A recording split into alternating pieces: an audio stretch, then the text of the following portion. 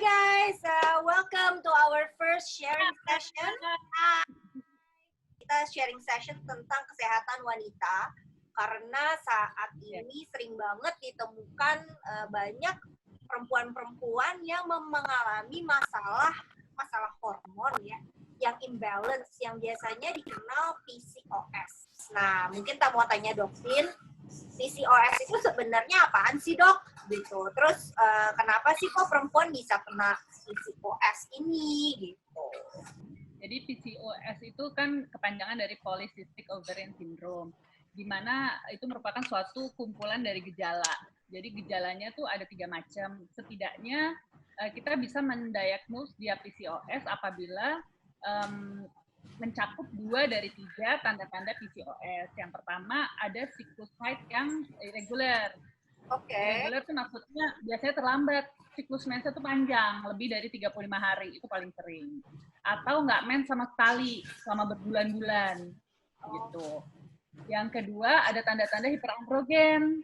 Apa itu? Biasanya tuh dia hiperandrogen tuh kayak hormon cowoknya tuh berlebihan di tubuhnya, jadi biasanya keluarnya tuh seperti jerawatan, terus ada rambut halus, ada kumis, ada rambut di tangan gitu-gitu. Yang ketiga, gambaran yang menyerupai kista kecil-kecil di ovarium yang di indung telurnya. Nah, itu biasanya diperiksa dari USG. Kalau misalnya ada 2 dari 3, itu baru kita bisa mendiagnosis sebagai Polycystic Ovarian Syndrome. Kalau misalnya kayak buluan doang, tapi siklus haidnya teratur dan nggak ada gambaran di USG kita, ya emang dia berbulu aja. Emang genetik aja gitu ya dok ya? Kalau misalnya kondisi dia nggak teratur tapi belum ingin punya anak, bahaya apa enggak? Berarti kan itu pertanyaannya. Iya. Nah, hormon perempuan itu kan harus ada yang naik turun kan, kapan dia naik di hari keberapa, kemudian dia akan turun gitu.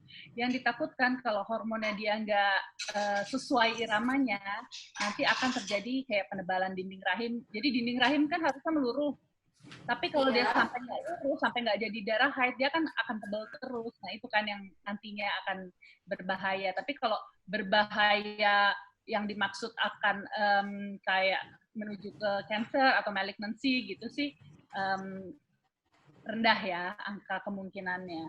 Gitu. Apakah semua orang gemuk itu berarti kena PCOS? Ya. Semua orang gemuk belum tentu kena PCOS, tapi sebagian besar penderita PCOS memang yang obesitas gitu, atau yang overweight. Tapi ada juga yang lean PCOS, jadi ada juga yang bagian yang kurus, tapi itu hanya sebagian kecil sih. Jadi ada yang udah ke obgyn, minum obat hormon, tapi masih juga berlanjut kondisinya, itu gimana ya gitu.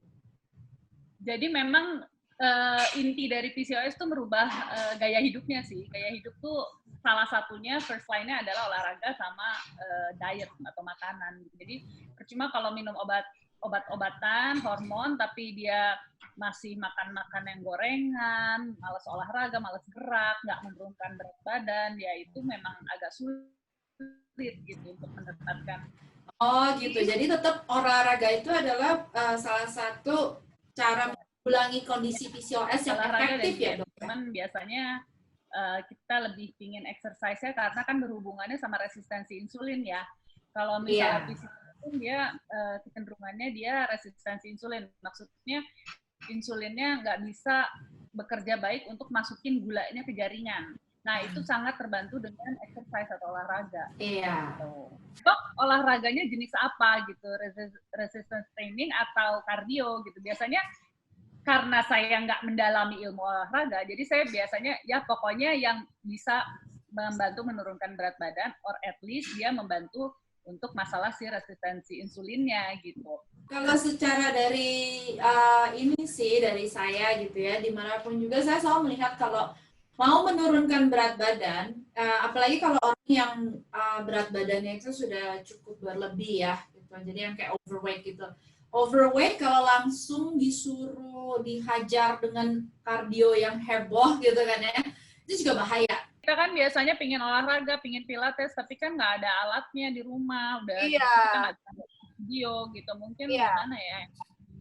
Iya, nah sekarang kan kayak gini kita juga karena studio kan juga tutup nih sejak masa COVID ini ya gitu. Jadi Ya. kita melakukan olahraga yang di rumah. Dan kita juga punya kelas online gitu ya kan. Dimana gerakannya itu semuanya 100% itu nggak memerlukan alat, cuman di rumah aja gitu. Bahkan Kalau misalkan dari PCOS, masalah PCOS, kira-kira exercise apa yang bisa diikutin di Seeds Pilates online class ya? saya akan anjurkan pertama mungkin gerakannya digabung dulu dengan yang mat pilates kita. Saya kalau sudah kuat, saya akan anjurkan ikut HIIT pilates kita. Jadi HIIT itu adalah high intensity interval training gitu loh. Dimana dengan HIIT itu kita akan bergerak, prinsip dasarnya HIIT itu kan adalah kita akan bergerak at a certain amount of time, cepatnya mencoba exhausting the muscle group itu dengan secapek-capeknya, terus kemudian kita istirahatkan otot-otot itu gitu ya kan. Tujuannya apa? That burst of movement itu akan memacu otot kita itu untuk split dan lebih kuat itu jauh lebih cepat gitu. Di HIIT itu kan juga ada kardionya ya. Iya. Ya kan? Iya. Nah, jadi kalori yang terbakar itu bisa banyak gitu. Capek Kenapa? banget tapi HIIT Pilates itu ya. Capek sekali. Udah pernah ngikut ya, Sel? Udah, tapi pengen ikutan lagi sih. Habis nonton video Tina aku harus ikut. Nah, jadi gini, kalau kita udah lifestyle, jadi diet dan olahraga itu lini pertama, first line-nya. Kalau misalnya itu semua udah dilakukan tapi masih terdapat insulin resisten atau bahkan dia sudah mengarah ke diabetes, ya sudah waktunya mungkin didampingin sama obat-obatan. Cuman kan obatan risikonya beda lagi gitu. Jadi kenapa enggak kita usahakan dengan olahraga dulu? Buat aku sih, sejujurnya ya, kita itu nggak bisa 7 hari olahraga. Badan terlalu capek. Kecuali kita itu memang sudah terbiasa berolahraga gitu kan ya. Kalau udah kebiasaan berolahraga, nggak gerak 2 hari itu kayaknya udah badan udah kaku-kaku gitu ya kan. Oke. Kalau gitu terima kasih Tanya Dovin dan Tina, founder dari Seeds Pilates dan Wellness. Terima kasih atas guidance-nya dan masukannya. Mungkin untuk perempuan-perempuan yang memiliki masalah PCOS, kita diberi masukan bahwa salah satu penanggulangannya adalah untuk menjaga hidup kita, kesehatan kita lebih sehat lagi dengan makan makanan yang sangat bergizi, dan juga kita harus dipadukan selalu dengan exercise. Terima kasih semuanya. Thank you. Bye-bye. Hai guys, hari ini jadwal kelasnya Tina dari Seeds Pilates Jakarta, kelas online, dan dia akan bawain HIIT atau High Intensity Interval Training yang tujuannya untuk menurunkan berat badan. Pas banget nih, khususnya buat cewek-cewek dengan PCO. Yuk ikut yuk, kita mau latihan sekarang.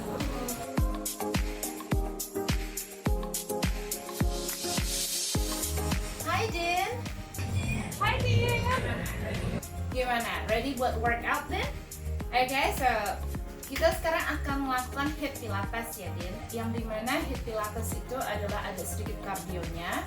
Okay, dan ini the calories that you burn selama during HIIT Pilates itu will gonna continue keep burning. So kita akan mulai dengan sedikit pemanasan dulu ya.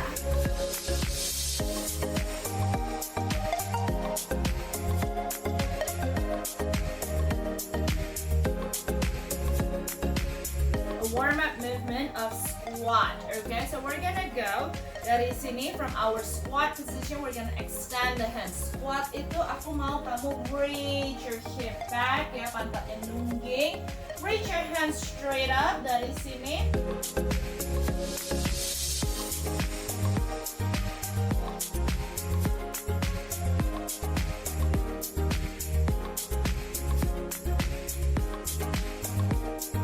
Dari sini gerakannya pertama, the first movement is just knee high, like this.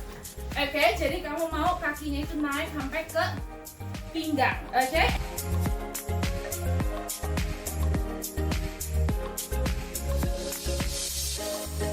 Jadi pantat menungging ke belakang kayak tadi, and then go sideways.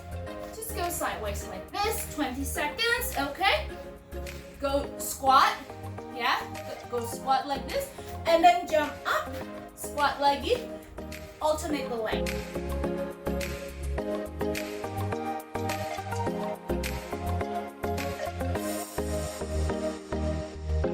We're gonna go into section 2, yeah? We're gonna go into the deep lunge dulu. Kaki ke belakang, go down like this, kick up. Okay?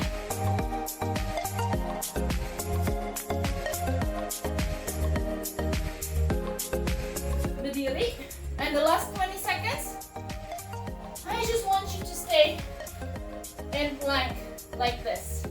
Okay then?